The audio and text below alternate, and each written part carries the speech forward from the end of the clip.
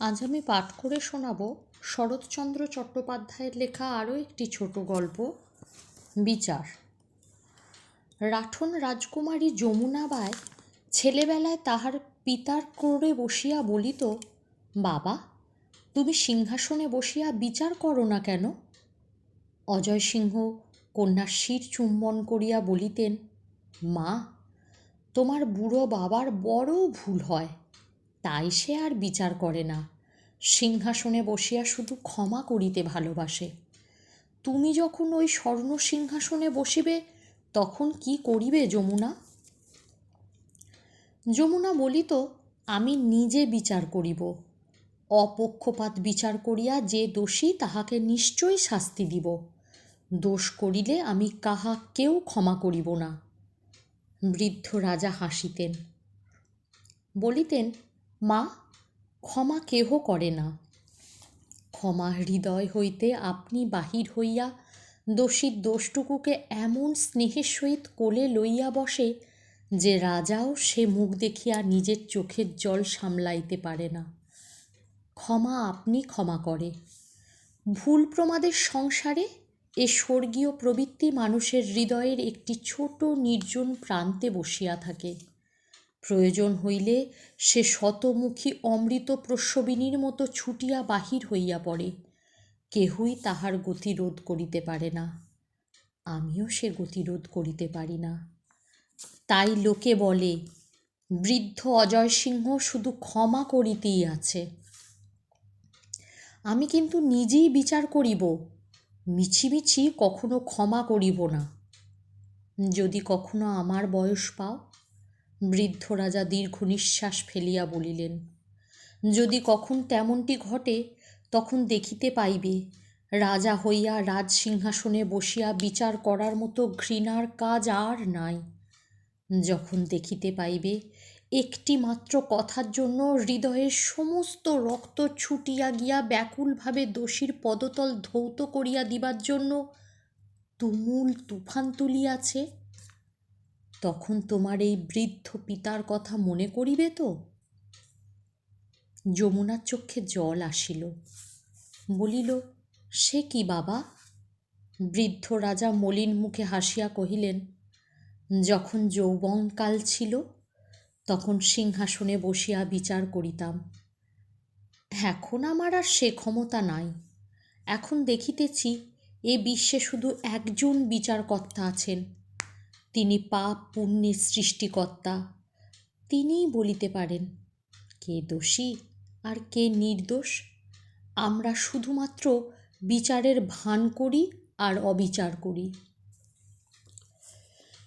রাজরাজেশ্বরী যমুনাবাই স্বর্ণ সিংহাসনে বসিয়া মাথার হেমমুকুট ধীরে ধীরে কম্পিত করিয়া বলিলেন, রাঠন রাজ্যে মহোৎসবের আয়োজন করো মন্ত্রী। 7 দিনের মধ্যে নগরে যেন কোনো দুঃখের চিহ্ন না দেখা যায়। যে দরিদ্র তাহাকে অর্থ দাও, যাহার তাহাতে প্রয়োজন তাহাই তাকে দেয়া হোক। সকলে যেন সুখে ও সন্তোষের সহিত থাকে। যাহাকে সন্তুষ্ট করিতে পারিবে না তাহাকে তাড়াইয়া দাও। রাজাজ্ঞায় দুঃখী দুর্ভাগার স্থান নগরের বহির্দেশে হইয়াছে। দুর্জয় সিংহ, মহারানী, এতদিনে তুমি তোমার পদের গৌরব রক্ষা করিয়াছ। রাঠন রাজ্যের প্রধান সেনাপতি, এই তোমার পুরস্কার। যমুনাবাই নিজ গলদেশ হইতে বহু মূল্য মুক্তার মালা লইয়া তাহার হস্তে দিলেন। দুর্জয় সিংহ নতজানু হইয়া বহু সম্মানে সে পুরস্কার মস্তকে অগ্রহণ করিলেন। মহারানীর জয় হোক। মহারানী কহিলেন, দুর্জয় সিংহ, এই সভা মধ্যে বর্ণনা করো কেমন করিয়া সেই কণ্টককে টানিয়া বাহির করিয়াছ, কেমন করিয়া সেই অধম পাপিষ্ঠ চেত্তা রাজপুত্রকে বন্দি করিয়া সমগ্র রাঠন রাজ্যের কৃতজ্ঞতা ভাজন হইয়াছ। নত শিরে অভিবাদন করিয়া দুর্জয় সিংহ কহিলেন, চেত্তা রাজপুত্রের মতো অসম সাহসী মহাকৌশলী সমর বিশারদ দুর্মধ্য যোদ্ধা রাজপুতের মধ্যে নেই। সভা মধ্যে সাধু সাধু। যমুনাবাই ভ্রুকুটি করিয়া কহিলেন, বীরের কাহিনী বীরের মুখেই শোভা পায়, কিন্তু না মহারানী, ইহাতে কোনো কিন্তু নাই। বীর মাতৃ রাজপুত মাতৃ এ কথা মুক্ত কণ্ঠে স্বীকার করিবে। আজ 2 বৎসর হইতে চেত্তারাজের সহিত সমর বাঁধিয়াছে। বলুন দেখি, কবে কে চেত্তারাজের গতিরোধ করিতে পারিয়াছে? বিদ্যুতের শিখা যেমন পর্বত ভেদ করিয়া স্বচ্ছন্দে চলিয়া যায়, ভরত সিংহ সেইরূপ এই রাঠন রাজ্য ভেদ করিয়া কতবার চলিয়া গিয়াছে। কখন কি বাধা পাইয়াছে? কিন্তু এই যে তাহাকে মহারানীর পদতলে আনিতে পারিয়াছি, ইহা আমার বীরত্বের ফল নহে, ইহা স্বর্গীয় মহারাজার পুণ্যে এবং মহারানীর সৌভাগ্য বলে। সাধু সাধু। যমুনাবাই বলিলেন, এরূপ হীনতা রাঠন সেনাপতির মুখে বিদ্রূপের মতো বোধ হয়। যাহা হউক, কেমন করিয়া তাহাকে বন্দী করিলে? মহারানী, বলিতে লজ্জা হয়। 2 সহস্র সৈন্য লইয়া 100 রাজপুতকে ঘিরিয়া ফেলি, কিন্তু তাহা মহারানীর আদেশ। যমুনাবাই হাসিয়া বলিলেন, ভালো, আমি আদেশ দিয়াছিলাম, যেমন করিয়া পারো ভরত সিংহকে বন্দী করিতেই হইবে।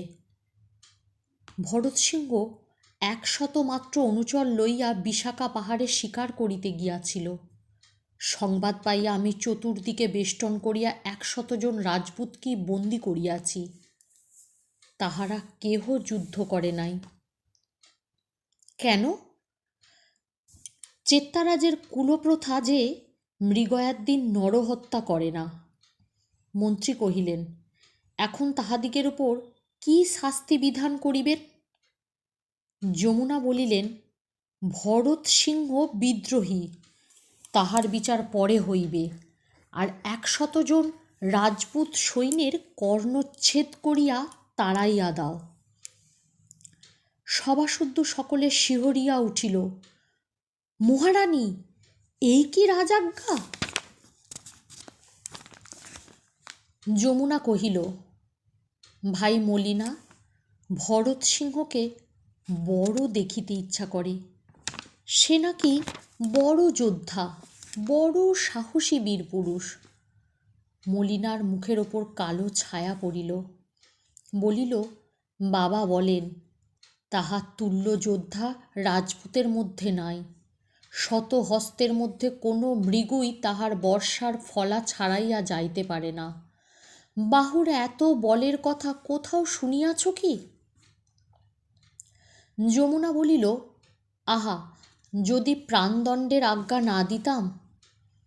মলিনা আগ্রহের সহিত কহিল, সেই ভালো, প্রাণদণ্ড আজ্ঞা মার্জনা করিয়া দাও। যমুনা মাথা নাড়িয়া বলিল, মহারানীর আজ্ঞার প্রতিরোধ করিবার ক্ষমতা আমার নাই। মলিনা বলিল, মহারানী হইয়া কেন এমন করিলে? সে রাজ্যের শত্রু, মহারানীর শত্রু, সিংহাসন তাহার প্রাণ লইবার জন্য ব্যস্ত হইয়াছে। আমি নিজে তত হই নাই। সে কথা যাউক, কিন্তু একবার তাহাকে দেখিতে ইচ্ছা করে। পর্বতের মতো ভীম শরীর, গালপাট্টা, দাড়ি, হস্তপদগুলা লৌহের মতো, চক্ষু দুটি সাদা রক্তবর্ণ। কেমন মলিনা, একবার দেখিতে স্বাদ হয় না? হয় বই কি, বলে দাও, এইখানে প্রাসাদের নিচে তাহাকে দাঁড় করাক, আমরা গবাক্ষ দিয়া দেখিব। ছি, বীরপুরুষের কি অপমান করিতে আছে? ইহাতে তাহার বড় ক্লেশ হইবে। আজ সন্ধ্যার সময় আমরা পুরুষের বেশে কারাগারে গিয়া দেখিয়া আসিব। সন্ধ্যার পর তাহারা 2টি কিশোর রাজপুত সাজিয়া দ্বারপালের নিকট রানীর অনুজ্ঞাপত্র দেখাইয়া প্রবেশ করিল। ঘরে ঘরে কত শৃঙ্খলাবদ্ধ রাজপুত বন্দী বসিয়া আছে দেখিতে পাইল। দাড়ি, গোপ, গালপাট্টা, লোহার মতো শরীর, এমন কতজন কাতর মুখে সময় কাটাইতেছে দেখা গেল, কিন্তু কাহাকেও ভরত সিংহের মতো বোধ হইল না। দুইজনের মধ্যে কেহ বলিল ওই, কেহ বলিল দূর, এ কি রাজপুত্রের মতো দেখিতে। দুইজনে ঘুরিয়া ঘুরিয়া দেখিল একটা কক্ষে প্রহরীর সংখ্যা কিছু অধিক। জিজ্ঞাসা করিল, এ ঘরে কে আছে? প্রহরী কহিল, রাজকুমার ভরত সিংহ। যাইতে দিবে? প্রহরী মাথা নাড়িয়া বলিল, না। তাহারা অনুজ্ঞাপত্র দেখাইয়া কহিল, মহারানীর আদেশে আমরা সর্বস্থান যাইবার অধিকার পাইয়াছি। প্রহরী সসম্মানে পথ ছাড়িয়া দিল। তাহারা ভিতরে প্রবেশ করিয়া অবাক হইয়া গেল। এই রাজপুত্র! পরিষ্কার শয্যার উপর একজন ক্ষীণকায় শুভ্র ক্ষুদ্র দেহ লইয়া ঘুমাইয়া আছে। মলিনা কহিল, এই রাজপুত্র? যমুনা বলিল, এই ভরত সিংহ, এই দেহে এত শক্তি? মলিনা বলিল, এ তো আমাদের সমবয়সী। যমুনা প্রতিবাদ করিল, না, আমাদের চেয়ে বড়।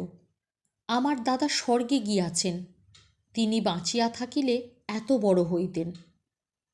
মলিনা ডাকিল, রাজপুত্র। রাজপুত্র ফিরিয়া দেখিল, সে শুধু চক্ষু মুদিয়াছিল। কহিল, কে তোমরা? আমরা আপনাকে দেখিতে আসিয়াছি, আমরা রাজার আত্মীয়। যমুনা জিজ্ঞাসা করিল, পীড়া কিছু উপশম হইয়াছে কি? না, বড় ক্লেশ পাইতেছি, বসো। তাহারা কাছে বসিল। মলিনা জিজ্ঞাসা করিল, রাজপুত্র, এখানে কোনরূপ অসুবিধা বোধ করিতেছেন? না, দুর্জয় সিংহ যথেষ্ট যত্ন করিতেছেন। সে রাত্রে ফিরিয়া যাইবার সময় মলিনা যমুনার হাত ধরিয়া বলিল, সখী, অভিমন্যু করিবে? যমুনা ভরত সিংহের হাত আপনার হাতে লইয়া বলিল, রাজপুত্র, এই ক্ষীণ বাহুতে এত শক্তি? আমার তো বিশ্বাস হয় না। রাজপুত্র হাসিয়া কহিল, লোকে বেশি বাড়িয়া বলে। যমুনা জিজ্ঞাসা করিল, এই বালক বয়সের মধ্যে এত বড় যোদ্ধা কি করিয়া হইলেন? আমি যুদ্ধের চেয়ে সেতার বাজাইতে, চারণদের গান শুনিতে ভালোবাসি। পিতৃ আজ্ঞায় যুদ্ধ করি, আর আমাদের ধর্ম বলিয়া যুদ্ধ করি। না, না সমর। পুরুষ বেশে যমুনার ইহাই নাম। মানুষ মারাটা ধর্ম বলিয়া মনে হয় না, তবে সকলই করিতে হয়। সমরসিংহ কহিল, তোমার প্রাণদণ্ডের আদেশ হইয়াছে, শুনিয়াছ? উত্তর, শুনিয়াছি। সমর, মরিতে তোমার ভয় হয় না? উত্তর, হয়। আমার মরিতে সাধ নাই। সমরসিংহ কঠিন স্বরে কহিল, তুমি রাজপুত। রাজপুত মরিতে ভয় পাইলে তাহার নরকে স্থান হয়, তবে তুমি কাপুরুষ। ভরত সিংহ কহিল, তা বই কি, এবং কিঞ্চিৎ হাসিল।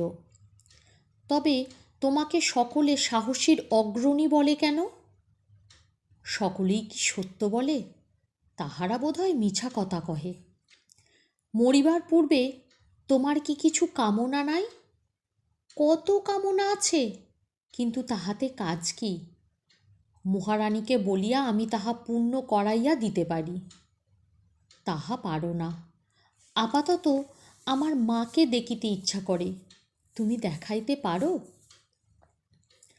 যমুনা ভাবিয়া কহিল, তোমার রানীমাতা এখানে আসিবেন কেন?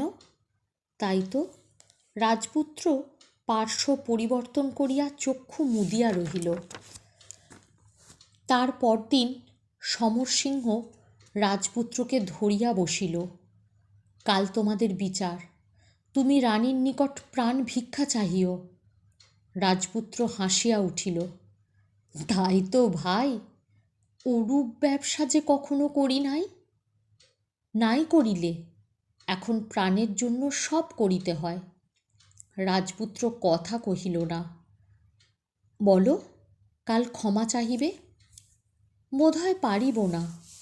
সমরসিংহ শিহরিয়া উঠিল। তাহলে যে প্রাণ যাইবে। কি করিব ভাই, অন্য উপায় যে আর দেখিতেছি না। সমরসিংহ খুব কাছে আসিয়া বসিল, বলিল, তোমার জননীর মুখ স্মরণ করো। তুমি তাহার একমাত্র পুত্র, তোমার মৃত্যুতে তাহারাও মরিবেন। পূর্বদিনের মতো ভরতসিংহ পুনরায় পাশ ফিরিয়া শুইলেন। সমরসিংহ বসিয়া রহিল। রাত্রি বাড়িয়া যাইতেছে। প্রহরী বলিল, এইবার যাইতে হইবে। সমরসিংহ ডাকিল, রাজপুত্র। কি ভাই, এই 4-5 দিন তোমার কত শুশ্রূষা করিয়াছি, অন্তত আমার জন্য তুমি বাঁচিবার চেষ্টা করো। আহা, তোমার জন্য বড় দুঃখ হয়। কেন ভাই আমার এত করিতেছ? সমরসিংহ মুখ ফিরাইয়া কহিল, সে কথা জিজ্ঞাসা করিও না, বলো তুমি বাঁচিবে? রাজপুত্র হাসিল, বলিল, সে তো ভাই তোমাদের রানীর হাত। সমরসিংহ প্রফুল্ল হইয়া উঠিল। ভাই, তুমি একবার ক্ষমা চাহিলেই তিনি ক্ষমা করিবেন, আর যদি না চাই? সমরসিংহ মলিন হইয়া গেল।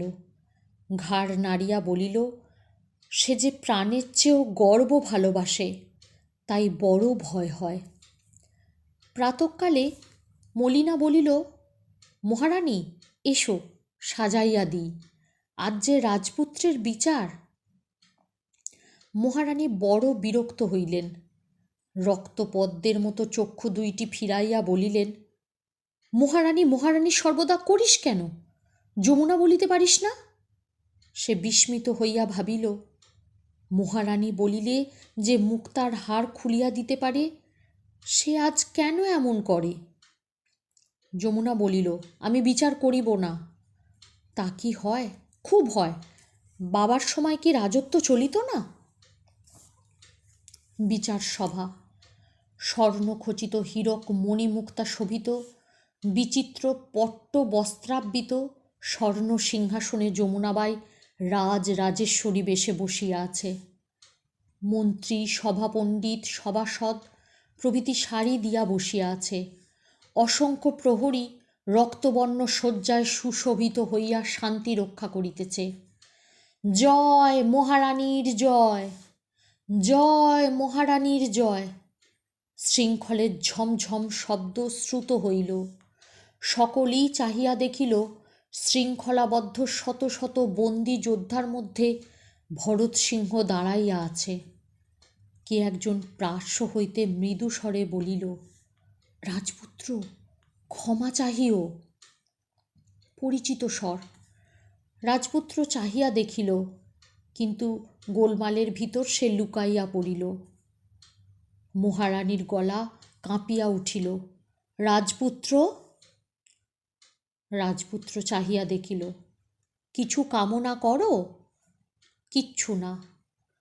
তোমার আজ প্রাণদণ্ড হইবে। রাজপুত্র কথা কহিল না। মনে হইল, সমরসিংহ কোথায়? রাজপুত্র, কিছু ভিক্ষা আছে? রাজপুত্র মুখ তুলিল না। নত দৃষ্টিতে হাসিয়া মাথা নাড়িয়া বলিল, না। কিছু না? না। তোমার মা? তোমার মনে কোনো স্বাদ নাই? না। মহারানী আদেশ করিলেন, রাজপুত্রকে বদ্ধভূমিতে লইয়া যাও।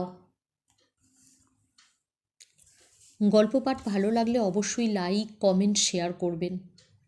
আর আমার আরও গল্প শুনতে হলে চ্যানেলটিকে সাবস্ক্রাইব করবেন, আমার পাশে থাকবেন। আবার আসবো অন্য একটা গল্প নিয়ে। সবাই ভালো থাকুন। নমস্কার।